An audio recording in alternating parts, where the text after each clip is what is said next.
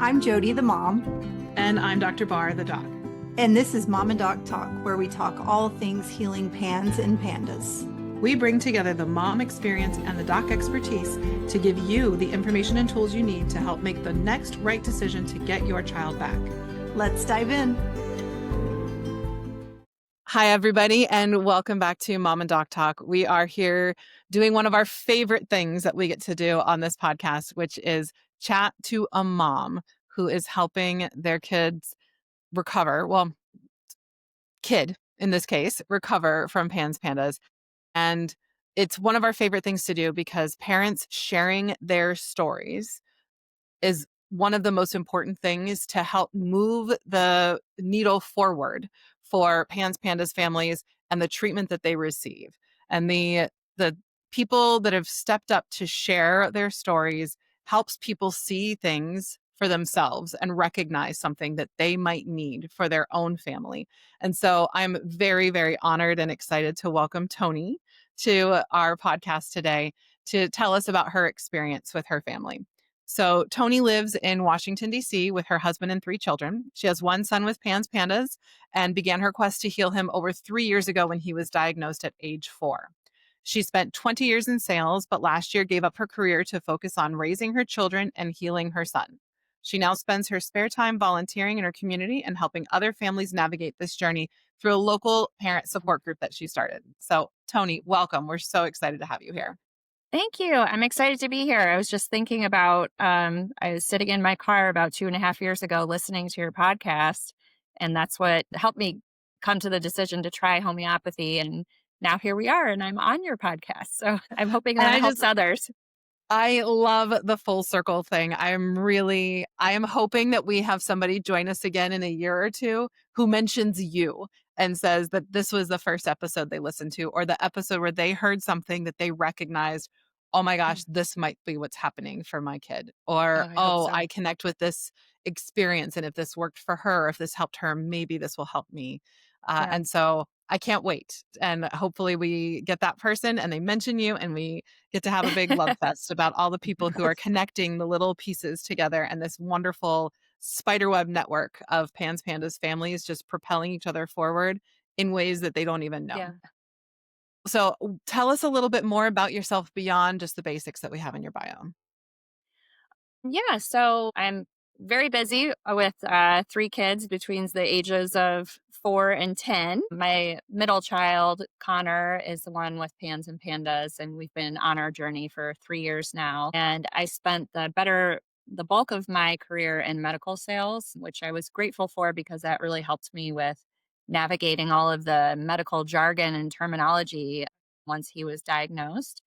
And we're very active family. My kids love sports. They love being outside. We often joke that they're, pastured chickens. They just love getting outside and being active and being on their own and being adventurous. And I'm very passionate about helping others, now that we are at a point that we have gotten over the hump to a manageable place and have experienced lasting healing, which I'm so grateful for. I'm very focused on, in the spare time that I do have, with sharing our experience with others and trying to help others and connect them to resources like homeopathy, and trying to help people understand what it is. Because I remember when I was at that point and trying to figure out, okay, what is this? It's plant-based. Is it supplements? Is it, I'm doing supplements? Am I doing homeopathy? So yeah, I'm very passionate about that. Toni, tell us a little bit about how Pan showed up in Connor's life. Yeah. So he was about 4 years old. He got strep throat, which I didn't know was strep throat at the time because he developed a fever and vomiting. And young, busy mom, I didn't know that vomiting was a symptom of strep throat. So a couple days went by, and suddenly his face looked a little splotchy and his tongue was bright red. My husband was out of town, and I'm like, did I give him a popsicle today? I don't think I did, but maybe I did. So then the next day, his tongue is still bright red. And I'm like, I definitely did not give you a sucker or a popsicle. I Google it. Sounds exactly like the raspberry tongue of scarlet fever. We go to urgent care.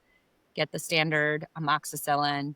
And then a couple of weeks later is when all his symptoms came on, just kind of hit us like a ton of bricks. So he started having potty accidents at school, at home. He was wetting the bed 2 to 3 times a week that we hadn't had issues since we potty trained him at like age 2. Separation anxiety. He started having eye tics, like an eye blink, which at first I Googled that and it seemed like age appropriate for age 4.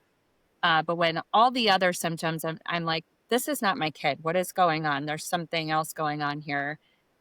Emotional ability. He was just having these meltdowns over the slightest thing, getting really upset.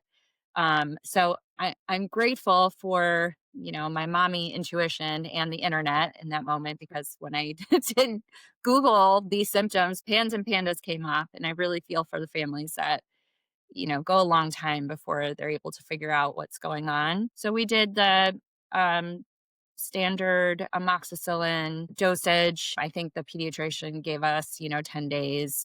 And his symptoms got a little bit better, and then they came back, and then we started to see a PANS and PANDAS specialist. So from there, we did the long-term antibiotics. We did herbals and supplements for about 6 months. He was on 2 dozen supplements a day, and we were stuck. And that's when I found homeopathy. So it sounds like you had a pretty quick, like a diagnosis, pretty quick Yeah. understanding of what was happening, and you got to a specialist very quickly. Yes. Yeah. Yes, we did. Within a few weeks of his onset, we were in with a PANDAS specialist. That's Um, remarkable. Yeah. yes, like I said, I know that's rare, and I'm very grateful Mhm. that was our experience. And the specialist really favors PANDAS versus PANS. And he seemed like a clear cut case. He Mhm. said, keep him on antibiotics for 3 months, a stronger antibiotic. He was Mhm. better for like 3 weeks. That we had a Yeah. blissful 3 weeks with no meltdowns, no rage, no hitting his siblings. And then he started school and got, Mhm. all the viruses, and then all the flares started happening, just one wave after another. And then we realized, okay, he has PANS. This is not Yeah. just PANDAS, and I don't think just antibiotics is going to help him. Yeah. I honestly don't think anybody is just PANDAS.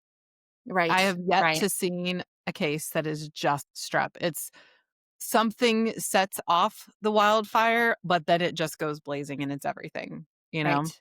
Yep. So it's not like it's gonna be the wildfire was started on an ash tree and then it's only gonna burn ash trees. It's gonna burn Yes. everything around it, right? Right. If you don't mind, you shared a little bit about the symptoms. Can you tell us about a little bit more about what life was like with it? Walking on eggshells all the time. That is my lasting memory and my PTSD from Mhm. that time. Is we were all, my husband and I, and his older brother and his younger sister, which, adding to the complexity of the time. My 2 boys we had them naturally, and then we adopted my daughter. Mhm. Um, and within a few months of bringing her home from an international country, he had this diagnosis, and a lot of his rage was directed at her. Oh. So, as a mom, and like we had just gone through all of this training about the trauma from adoption, and trying to shield her from that was very difficult as well. So it was hard. Initially, his primary and the most difficult symptoms were the rage Mhm. and just the complete meltdowns. He was hitting and hurting his siblings, flipping over furniture when he'd fly off the handle about something so insignificant. He'd slam the doors, flip over chairs, flip like anything that could be flipped, he'd flip it over. Mhm. And OCD, obsessing about strange things in the future, or things that might be happening, or about getting things. And the OCD of like lining things up, everything had to be perfect. So those were the most severe ones that it made life the most difficult. Yeah. Would you be willing to share a little bit more detail about the obsessions? This is one of the things that parents, I think, oftentimes don't recognize or that might get dismissed by people who don't understand Yeah. pans and pandas very well, that the obsessions don't always look like what you think they might look like. What were they like for you? Yeah. Yeah, I would say he never had like the rituals. He and Mhm. for his OCD, he did go through periods of like had to line things up and they had to be perfect. But the obsessing, it would be like he would get on a loop in his head and he could not get out of this loop. Um, about like either getting something, a toy or something he saw. He could not stop asking or talking about it Mhm. for a long time, and even still, this comes up sometime, is about getting a pet. But it wouldn't be like a normal 4-year-old, 5-year-old asking about getting a pet. When can we get a pet? And it would be like taking it 10 steps deeper into a strange place of like, how am I going to know how to feed the pet? And what happens if the pet doesn't, if, we get a cat and it doesn't eat? And, can I get a dog when I turn 18 and I'm an adult? How will I know how to get the dog? What store do I go? And then how do I know how to get to the store? Details. Mhm. So just no matter how much we answered these questions, they would keep coming up. Yeah. So sort of like so I have a 5.5-year-old right now. And so it's some of the what if kind of questions and curiosities, but it going to a bigger level that was ended up being more pervasive and problematic in your Yep. life. Like it was causing him distress. Right. Right. Yeah. Yes. Yeah. It was not a normal conversation and it was keeping him from just living life Yeah. as a normal 4 or 5-year-old. Well, I've got to say, I'm sure Jody, you're thinking this too, because Jody's story about how she found out about pandas required a really vulnerable conversation with a mom in a playground. And if it weren't for the mom having known somebody, so it used to be a chain of like you had to know somebody who knew somebody who knew somebody Yeah. to be able to find out about pans. You were able to just go to the internet and found it pretty quickly. Right. And it sounds like you pretty quickly exhausted what so many people get stuck in, which is the medication merry-go-round, where it helps for a little bit and then it Yeah. stops helping. And then we add another thing and then that stops helping. And then we add another thing and it stops helping. And we increase the dose and we change this and all those things. How long did it take you to get to that point that you were realized that the approach you were taking with medications and supplements was just not going to get you there? I think we were about a year and a half in. So we did Okay. um probably, this 5 to 6 months on the antibiotics route. And then when we realized it was PANS, we said, okay, how is antibiotics going to help when he's I understood medicine enough that like Hmm. antibiotics don't help with viruses. Right. And then we switched to a new provider who is more holistic and did a ton of lab testing, found out about Lyme and co-infections that he had, possible mycotoxin mold exposure. It was all very overwhelming. And Hmm. then dozens of supplements, and no, we didn't really get like a pecking order of what's more important than the other and what happens if he's sensitive to any of these. It was just throw all of this at him, which an already stressed body, looking back now, I wonder how much of that actually aggravated his symptoms more. Hmm. But we were just like forcing this protocol. So, and we did some herbals, which was very tedious, trying to get this in a 4 or 5-year-old. They taste terrible. And like these Yep. little cups of water.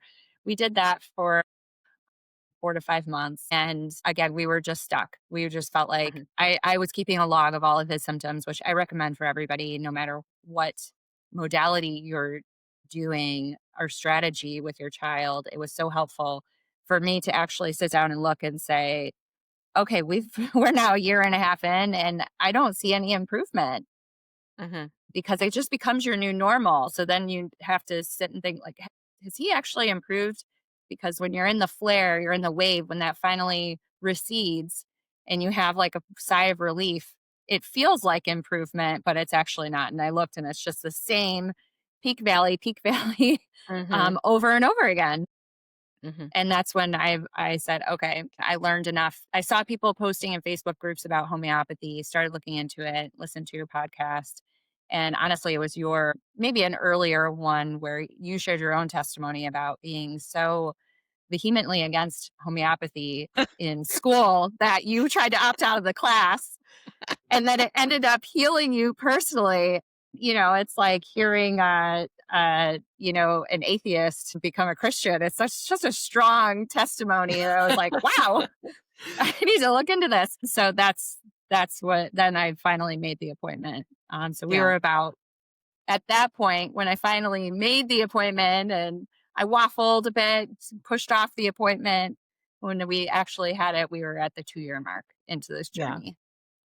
So it What sounds about like you had all the resources on the internet to help you understand what PANS and PANDAS was and like the initial steps, but you still needed the mom network, it sounds like, to find out about homeopathy. Yeah. Yeah. Yeah. That's the only reason I knew about homeopathy is from seeing other people's desperate posts saying what helped, and some people saying homeopathy, we tried everything and only homeopathy gave us lasting healing. And then I think I did actually kind of do a search for PANDAS on Spotify for podcasts, and your podcast came up. And Mhm. then I kind of recognized the homeopathy word from the groups, and I'm like, "Oh, I want to listen to this." You're the first person I've talked to who came to the podcast first before, like, that was your sort of introduction to the world of homeopathy and to learning about it. I know you're not the only one, Yeah. but you're the first person I've spoken to that was Yeah. your initial introduction before you dove into anything else. So Yeah. it's I it's think good to hear that it's because been helpful for some Yeah, people. because I was working in sales at the time and driving a lot, and so, when your child is sick, I'm, like, I Yeah. was, up late trying to research, like, you just feel you're so in the dark with this, and even though we had seen several doctors, I still felt like I was his doctor, like, I'm Mhm. making, like, co-decisions with the doctors. I'm like, "What about this? What about that?" And they're like, "Yeah, that can be helpful." So I felt like I was still managing and juggling his care. So I listened to a lot of podcasts while I was driving for work to try to educate myself. That's awesome. I love that you were doing the extra work to educate yourself about homeopathy. And I also love going backwards to what you said in the beginning. Now you're helping moms understanding homeopathy. And that right there is such a thing. It's like such a journey to learn about homeopathy. Yes. So I commend you for doing that. That's really awesome. Oh, thanks. So talk about your reservations that you had about homeopathy as you guys were getting started. I would say my initial reservation was, is this enough? Is this powerful enough? Like, he is serious. He is obviously has something very serious and very chronic. Mhm. Um, is this like plant based? These little pellets. Is this going to be enough? So it was those testimonies that from other parents in the Facebook groups that helped me. That I'm like, okay. And we reached a point where I know that you see a lot of families like this, like they're at a dead end. They have tried everything Mhm. else, and it's purely out of desperation, um, that they're like, well, this is the last thing we haven't tried, Mhm. and they end up there. So I think that was probably our biggest skepticism, was just like, okay, is this going to work? Could it But possibly be once enough? Yeah. Yes, and then thankfully, my son was a really strong responder to homeopathy, and I was so impressed with the results within just the first couple of months that I became a patient myself for my own issues, Mhm. and it did help me too for a time with some Mhm. things that I was dealing with, possibly Mhm. related to having a PANS and PANDAS child. Because that affects people in a lot of ways, Yes. and it's Yes. I commend you for getting help, and getting some support for yourself because Yes. it is a whole thing. It's a whole family condition for sure. Yes. Yep. Did you have anything related to your career being in medical sales that give you any additional reservations or pause or even challenges that you had to navigate because of that when you decided to start homeopathy, like with your friends or colleagues or family or anything like that?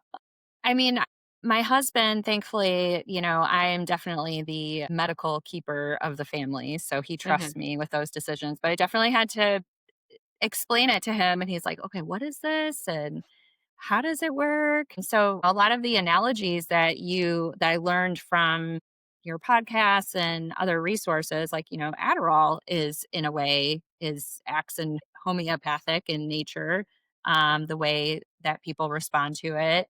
So I don't know if that bears repeating if you want to explain that or if you want me Oh, to. yeah, I tell people, especially when I'm talking to medical professionals, tell them, homeopathy is based on this law of similars, where if you give somebody something that can cause something in a person that somebody is experiencing in their distress state. So if they can cause something in a healthy person, what you're experiencing when you are unwell, quote unquote unwell, then that's the homeopathic stimulus to heal. It's a homeopathic prescribing way. And Adderall is exactly that. So if you give Adderall, which will cause somebody who does not have ADHD it would cause them to be really, really agitated and chaotic in their thinking, distractible, restless, hyperactive. If you give it to somebody who has ADHD, it calms them down because you're giving them something that would cause something very similar in somebody who does not have it. And when I explain Adderall is used in a homeopathic way, people are like, oh, okay, maybe there is something to this. It gives a little bit more legitimacy, I think. Yes, yes. Yeah. And didn't even realize I had actually been using homeopathy for several years. We use the Mhm. Boron sleep calm for our entire family. It works great. So that helped explaining too. Some people, pick that up at Whole Foods and I explained to them, that's actually homeopathy. Mhm. So no, I didn't really have any reservations as it relates to my work. I've been very you know, focused on like functional medicine and living a non-toxic lifestyle for the past 10 years at least. So that definitely helped. Yeah. Yeah. It's a little bit of an easier transition. It's just an adjustment Yes. in your way of thinking about things, but it's a stepping stone for sure Yeah. to have been in the natural health realm before. Yeah. It made sense to me and I try to explain it to other people and what is funny to me is that even like my friends, because I tell everybody now about homeopathy. I have friends and other moms in my kids' schools that especially boys that have ADHD or Mhm. possibly on the spectrum. And I'm like, hey, you should look into homeopathy. It's natural. It's made from things in nature. It's very like subtle healing, and they're like very leery. Mhm. But in the same breath, they're like, well, the doctor prescribed this medication for him. So we're trying this. Oh, that one didn't work. So we're trying another one. And I'm like, you blindly just take these medications, synthetic medications, which are often sometimes needed. I get that. Mhm. And that's fine. But just using such caution and being leery about something that's from nature and giving it a try that has literally no side effects. But we're just such a conventional medicine focused country and Mhm. society that if the doctor prescribes something, we're like, oh, yeah, we'll take it. No questions Right. asked. I'm not even going to think about side effects or look into it.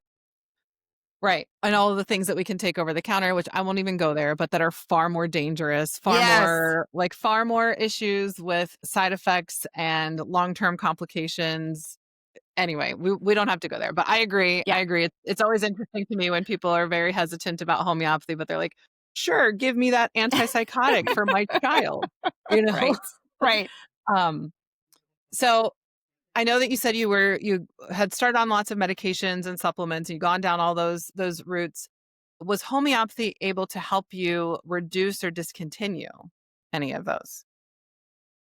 Yes. Yes, definitely. And thankfully, he was a pretty strong responder to our very first remedy. So he was on Nux Vomica for probably 9 months out of the last year, like the first 8 or 9 months he was on Nux Vomica. And we saw improvement within the first couple of days, within the first week or so, specifically with his rage. Mhm. So that was helpful to not have to give him as much. calming things. Mhm. We never got to the point of medication for any of those symptoms, but I was giving him supplements, L-theanines and, saffron, like calming things when he was having those rages, which it's so nice now. We're not, I would say he's 90% better now, Mhm. which, I'll take, like, knock on wood, but I'll take that all day. We are in a manageable place. My husband gave me a hug the other day and was like, all your hard work, like, you brought our son back. I know it makes me tear up just saying that, but and I'm like, first of all, it's not me, it's God. God heals, and God heals through homeopathy and medicine and doctors. But we're just so grateful to get to that point that we are able to see him and see his personality coming through again, and not just in this constant fight or flight. Yeah. That's awesome. And Yeah. I know personally the hours and the tears and the heartache and everything that you had to put in to getting Connor where he's at today. So high Yes. five, big Yeah. hugs, all the things. Like it's truly uh it's a lot of work. It's very Yeah. stressful, very hard, Yeah. but your persistence paid off and following your intuition too, going where you felt led. Right. So Right. good Yeah. job. So talk to us about I want to know where Connor is today in his healing journey, but I also want to know a little bit about kind of how things moved through homeopathy. Like how Yeah. did that process work for him and where is he at right now? Yeah, it's funny. I was like, after listening to those podcasts early on and the stuff that I learned, which I remembered everything because it was just so fascinating. And I remember you talking about the homeopathy is like the layers of the onion, and it can be one step forward, two steps back sometimes. Or is it two steps forward, one step back? It's usually 2 steps forward, 1 step There you back, go. but occasionally it goes the other way too. Yeah. Right, right. So mostly progress, but sometimes one step Yeah. back. And that was absolutely our experience. So the high level overview of his healing through homeopathy was rage and OCD gave way to, like, that was healed. And what that layer beneath that was anxiety. Mhm. Um, which now that I'm saying that, it doesn't sound like, oh, that's a great improvement. But for us, it was more some minor anxiety about going to school was much easier to deal with than him hurting his siblings and flipping over furniture and constantly obsessing about whatever, pets. And for a long time, he also would obsess about future things, which I kind of touched on with the pets, and like, how will I learn how to drive a car when I'm 16? And I'm more like, buddy, you're 5. You don't need to worry about this right now. And just not logical. But that went away. So he does not have rage, no OCD at all. The anxiety is that was the next step. So he'd have anxiety about going to school, or if he had an after school activity. What if I forget? I'm nervous I'm going to forget to go to basketball and I'll just come home instead of staying at school. I'm nervous that I'm going to forget about whatever it is the next day. But it was manageable. He was like, okay, extra reassurance, extra hugs, you got this. And we saw him be able to self-regulate more. And the next layer, when that we got through the anxiety, was some hyperactivity, which, like, hey, a lot of kids are hyper. So what that looks like is he takes a bite of his dinner and he runs a lap around the house, and he takes another bite and he runs another lap. But again, much more manageable and able to deal Mhm. with. And, like, the progression of this rage towards his younger sister that started with this, physically hitting her. Then it was verbally being very, very cruel. And now it has evolved to like almost like a normal teasing of, now he's 7-year-old boy teasing his little sister. Mhm. So yeah, it was just those slow, slow, subtle changes. And we're on belladonna. So we switched to belladonna 2 months ago, I think. And same thing, we just saw immediate improvement. It's been great. I love how you talk about the different layers. It's breaking it down like that. Oftentimes and like moving into different stages of healing. Oftentimes Yeah. think, or maybe this is just me, it's probably more people than just me, but when we get some things under control and we move to another layer of healing, sometimes it can feel defeating because it's like, oh my gosh, Yeah. now anxiety feels worse. And then we get through that and move on. And then here we are with ADHD, hyperactive craziness behavior. And so, but all of these layers are just part of that healing journey. So I like how you Right. kind of break it down and explain that it's all, even though, you move past the OCD and the rage, here's Mhm. anxiety, but it's just another phase and you just keep on Yeah. moving through it and you just keep going one after the other. Yep. And we saw some healing too, where that was like we would see positive things that we weren't even looking for. Like with Mhm. Belladonna, he has become so sharp and he is saying things that we were like making us turn our heads like, wow, that was so introspective and emotionally deep, Connor. And I've actually heard that from other people, specifically with Belladonna, or just really witty, funny things that, that we're like, we weren't even expecting that. And it's so nice to see and we're just have so much gratitude that we're like, his personality was being Mhm. stifled by Pan's symptoms, and now we're seeing it shine through thanks to homeopathy. Yeah. I want to give a little bit of a potential reframe for the layers that you guys were talking about because you both were describing it as, oh, there's this new thing and this doesn't sound great. And now there's this new thing. And I would argue that it is likely that they are all just lesser degrees of the same thing. And that same thing from a Yes. homeopathic perspective being that disrupted or untuned vital force, like his overall vitality and the ways that he has the susceptibility.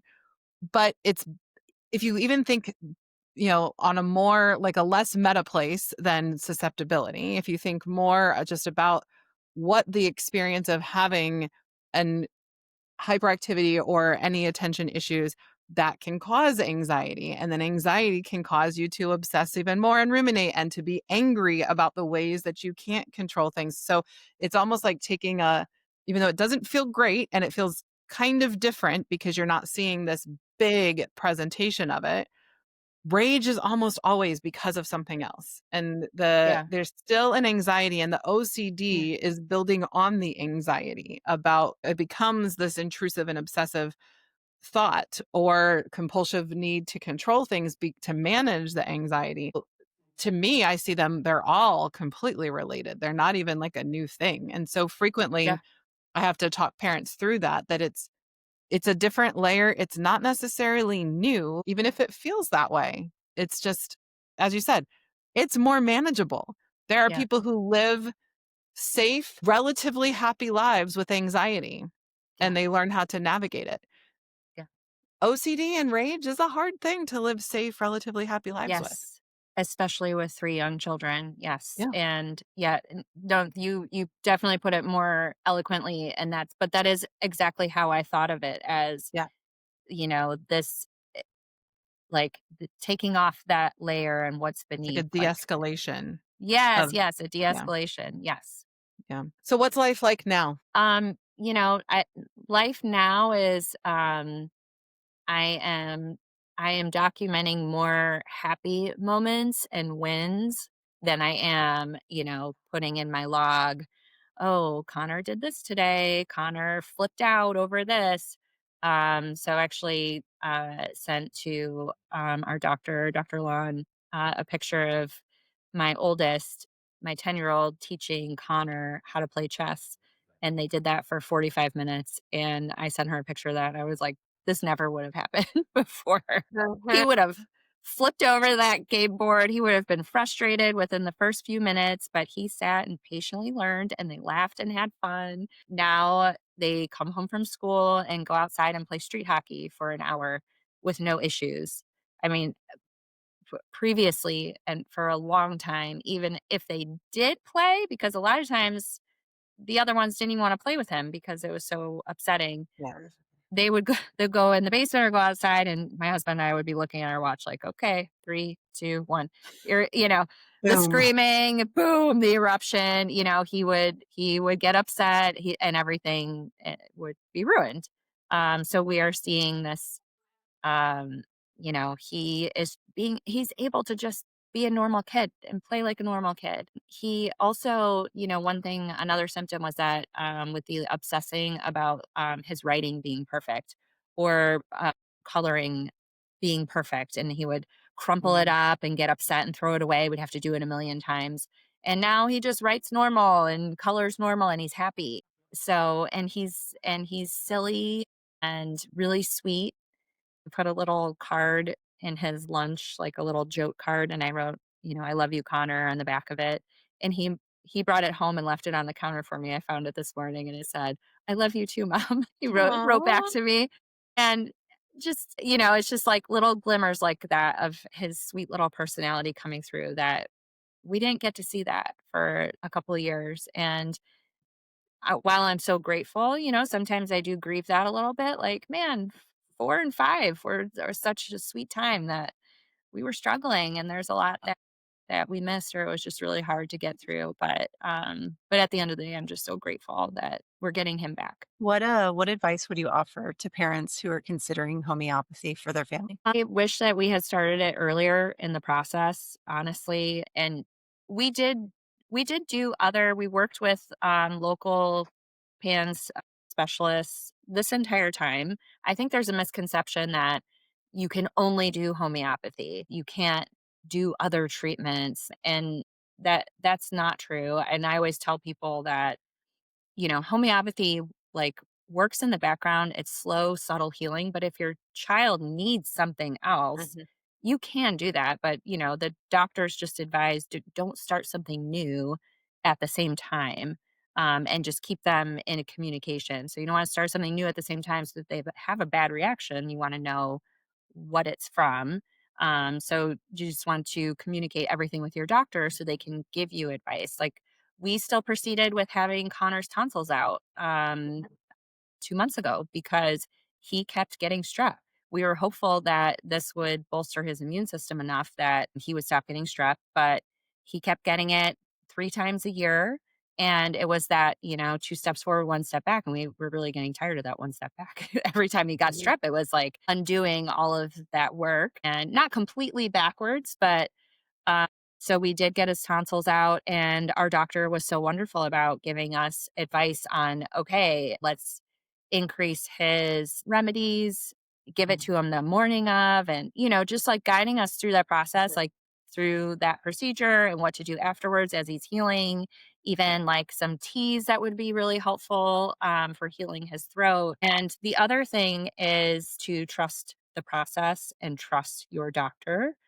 I will say, though we did have a very strong positive reaction, now, I know that a lot of families go through multiple remedies before they find the one that works. We were fortunate that was the first one. And then when it was time to switch, that one worked for us too.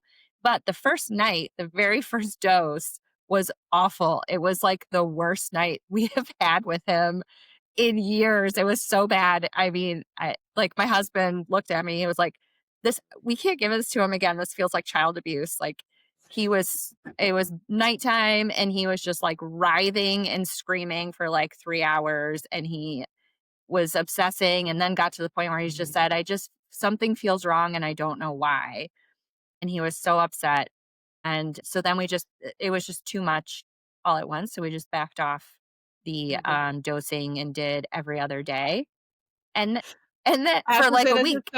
that's so funny to me to go from, "Is this gonna be enough?" to, "Oh my gosh, this is too much." Yeah, right, exactly. 2 pellets, he went off the rails. But, I reached out to the doctor, said, "Here's what's going on." She said, "Okay, this week let's do every other day." And then we ended up working up all through all the potencies to like CK, like different. We were on Nux Vomica for a long time, and we never Mhm. had another issue like that. And we Mhm. didn't even have to water dose. But, um, you know, there were definitely times where, you know, uh, I would say probably like 7 months in, we were still dealing with the strep and we plateaued. And I did kind of lose hope a little bit.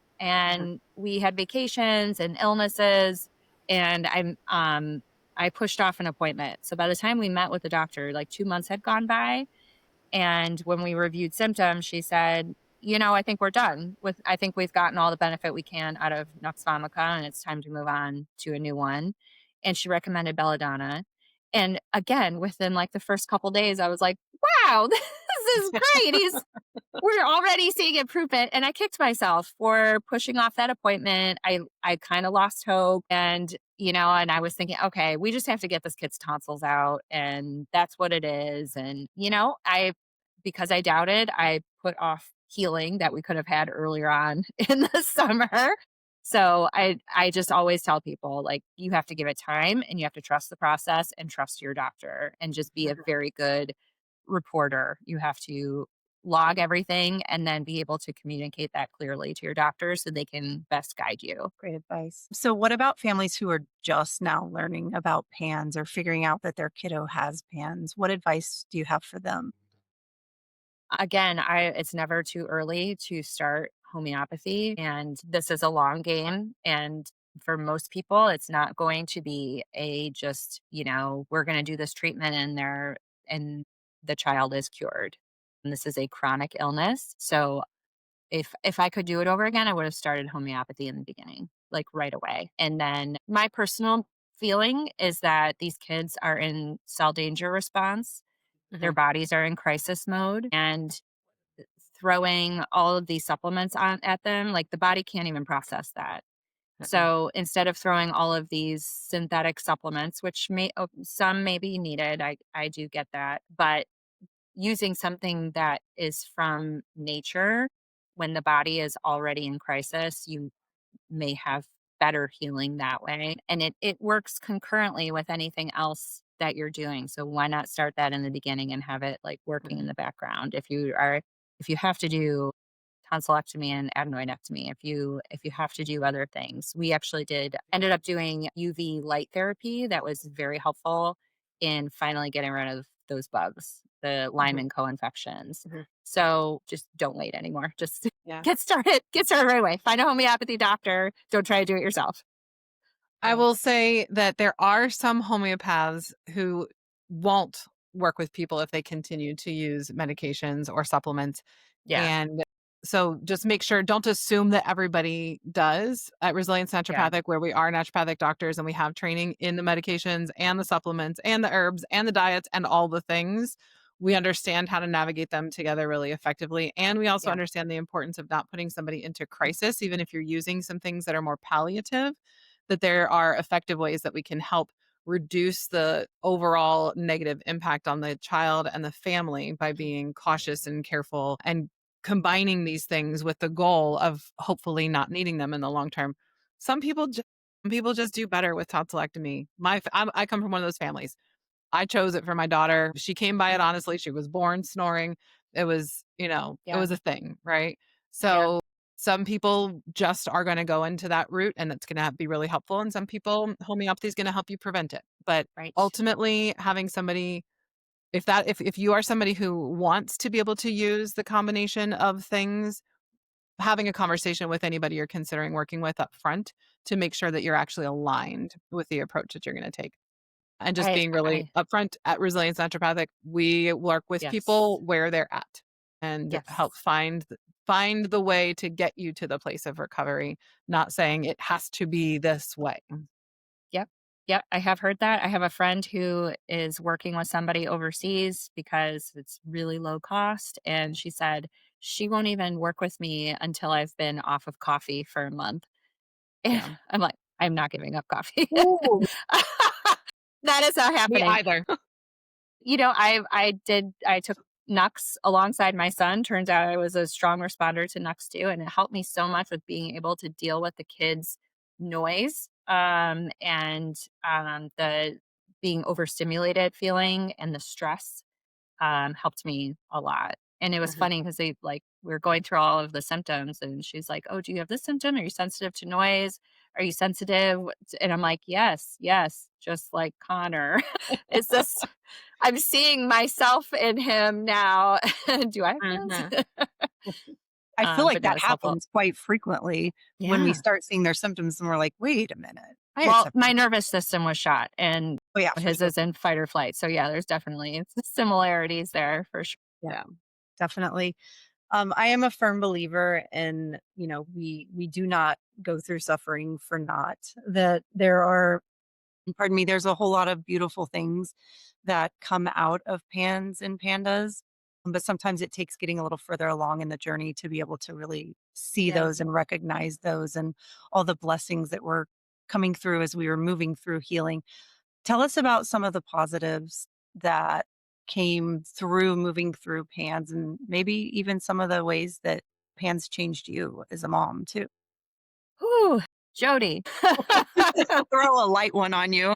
I try to get through that one without crying. Well, I as I've kind of mentioned, is my faith in God and Jesus is what has gotten me through this. And though I would never wish trials on myself or chronic illness for any of my kids, it has made me stronger in my faith and made me a stronger person and made me love so much more fiercely. Mhm. I hold on to my kids every single day and just appreciate them. And it led me to give up my job to focus on my family, which prior to that, life was easy and we could both work and um, have our own thing. I did enjoy my job and I got fulfillment from it. I worked in cancer genetics, so helping people with either prevent cancer or cancer treatment, and I was good at it. But this opened my eyes that I can't keep all these balls in the air. I can't take care of my family. I can't get Connor healed. My own health was in a bad place because of my nervous system was shot from being so stressed. I couldn't see what I needed and what I needed to give up. And that was such a blessing to kind of be forced in a Yeah. way. I mean, it wasn't forced, but to come to that realization, to that epiphany that, okay, this is just not working and this is what's needed for all of us. Beyond myself, um, I hope that with Connor, I mean, I hope that he is able to understand this when he's older. And it gives him empathy towards other kids, other people that are struggling with anything, any kind of trial. I do see that a little bit. I mean, again, he's only 7, but he does kinda understand. He has tics, that come and go, but sometimes they're bad. Sometimes he has bad facial tics, and, kids say things to him, and that can be hurtful and upsetting, and he has to kinda stand up for himself and say, he described it as an allergy for a long time. He would just say, "I can't help it, it's an allergy." So, um, I hope and pray that this makes him, resilient and but empathetic towards other people who have struggles. And I think with my older son, this has also it's been a lesson in patience and compassion too, towards his little brother, and maybe a little more responsibility as the oldest in the family. It has definitely been a struggle on everyone in the family and in various different ways, but I think it brought us all closer together. And now that we're seemingly on the other side of it and in a good place, it's just, it's like surviving a shipwreck, we kind of feel like, whoo, remember we got through, remember we survived that shipwreck together? Man, I really love you guys. I love that. Well, I'm sure there are so many people who can relate to all of the things and all the small gifts that Pans gives us, the grief that parents especially, but even kids too experience when they Yeah. recognize the time and the experiences that were lost and finding the peace between the two, right? Because the some of the Yes. stuff that you have gratitude for now you wouldn't have received if it weren't for the things that you also have grief for missing. And so Yes. I think that's Absolutely. a good place to end today. So, Yeah. Tony, thank you so much for your vulnerability, for your willingness to come and share on the podcast that helped you get to this place that you're at now with your Yes. son. And I know that you're not done, as you said earlier, about 90% healed. And I know that you're going to get there to that last 10%. And I can't wait to hear any updates that you're willing to share with us about how things continue to progress and improve as you get all that full way so that he doesn't have to worry about blips and flares Yeah. of ticks that come and go, and no more recurrent strep and all of the things. So Right. Right. I'm Absolutely. I'm excited to hear about how that goes. So you're welcome back to share with us at any point, and maybe have an episode with the person who ended up coming to our show because of hearing your episode. So Oh, that would be great. That would be great. Okay, you manifested it. It's I happening. did. I did. It's gonna happen. It's gonna happen. So thank you so much for your time. And Thank you. all right, guys, we'll talk soon. Take care, everybody. Thanks. Bye. Bye. We hope you found this episode helpful, hopeful, and inspiring. We would love to connect with you on social media and have you as part of our amazing community. You can find us on Facebook by searching for Homeopathy for Pans and Pandas. If Facebook isn't your thing, you can also connect with us on Instagram and YouTube by searching for Resilience Naturopathic or clicking the links in our show notes.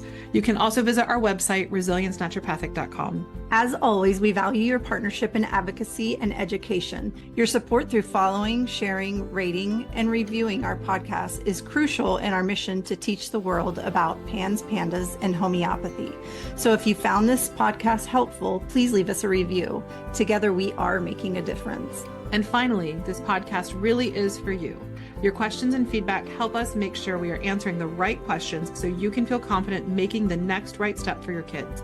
Send us your questions or request guests by emailing us at podcast@resiliencenaturopathic.com, also linked in the show notes.